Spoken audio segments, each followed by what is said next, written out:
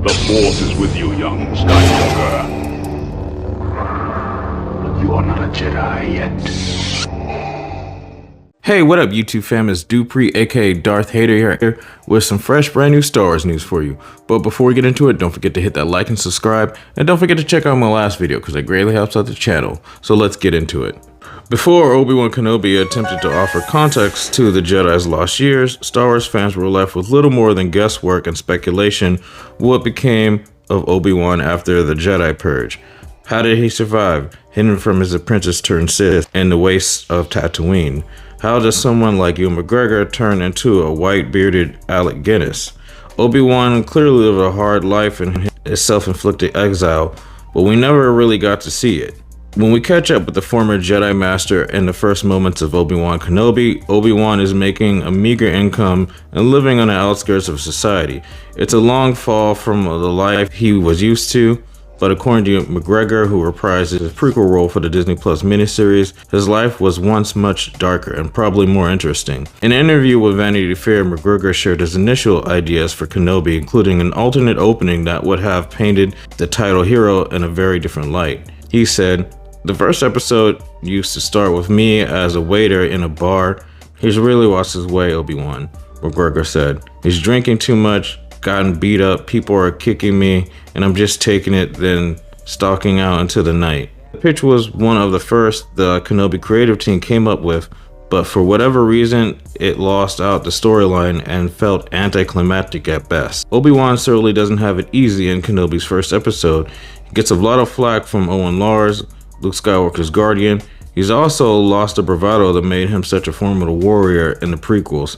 Even when confronted by an ex-Jedi on the run, he'd rather bury his head in the sand. "The fight is done," Kenobi says when asked to join the rebellion. "We lost." The issues holding Obi-Wan back are largely mental and physiological, and for a good reason. He witnessed the demise of everything he dedicated his life to, and he couldn't stop his apprentice Anakin from turning to the dark side. That said, we really don't get a physical manifestation of his emotions. Reintroducing the character as a defeated alcoholic certainly would have established a changed Obi-Wan, especially since he was often comically opposed to substance abuse in the prequels.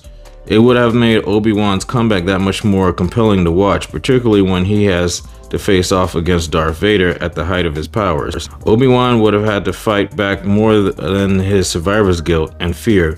While physiological hurdles are formidable, introducing a physical hurdle would have upped the stakes and added a bit of maturity to an otherwise tame adventure.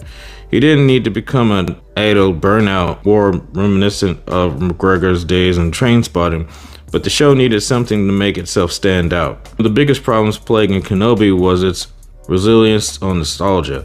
It had a chance to deliver a radical new take on Star Wars' oldest characters, but it pulled its punches more often than not. Adding insult to injury is the fact that the creative team apparently had better ideas than the story we got. It's a bit too late to redeem the series, but hopefully future Star Wars projects won't be afraid to take proper risks with the franchise legacy characters. Wow. Reading this, I don't know how to feel. Like, that would have been a better start to the Obi-Wan series. For sure that would have been a better start. If you read the Obi-Wan book, the Legends book that came out a few years right before Disney bought Lucasfilm, this kind of goes hand in hand with that. Obi-Wan's kind of like a drunk walking around the streets of Mos Espa or Mos Eisley, and then he's at a bar and then he hears a news flash that like Darth Vader's leading the troops and hearing that, and that's how he discovers that Anakin survived.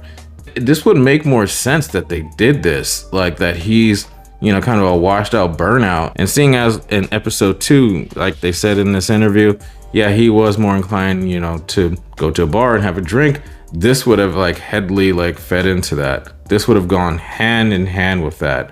And I'm a little upset that they didn't go with this. Like, not gonna lie, I'm a little upset that they didn't go with this. And they did pull a lot of punches with these characters, which is why there's so many fan edits to this, which is crazy. But then again, when you have like 2, 3, or 4 of the biggest legacy characters that you're using in a show, you want to play it safe. I understand that. And that's what they definitely did with the show. They played it safe, but they could have gone to some places that we wanted to see, that we needed to see, that it would have made more sense that these characters, especially Obi-Wan, started off as. What they did with Vader, I have not that many complaints, but Obi-Wan here, yeah, that would have been more inclined to what we know from the expanded universe, even the Disney comics that they've come out with in recent years. That would have made more sense with this. But anyway, let me know what you guys think in the comments down below. Do you think this alternate take on how Obi-Wan Kenobi series started would have painted the series in a better light? Do you think a drunk, burned out Obi-Wan overcoming all that to fight Darth Vader and rescue Princess Leia would have been better for the series? Or do you think it was just too much for Disney? Let me know in the comments down below. And always, if you guys like this video, please hit the like button. If you're not subscribed to the channel, hit the subscribe button. And don't forget to hit that bell to get notifications from our latest videos. That would be great. Anyway, guys, take care. See you in the next one. May the force be with you. Bye.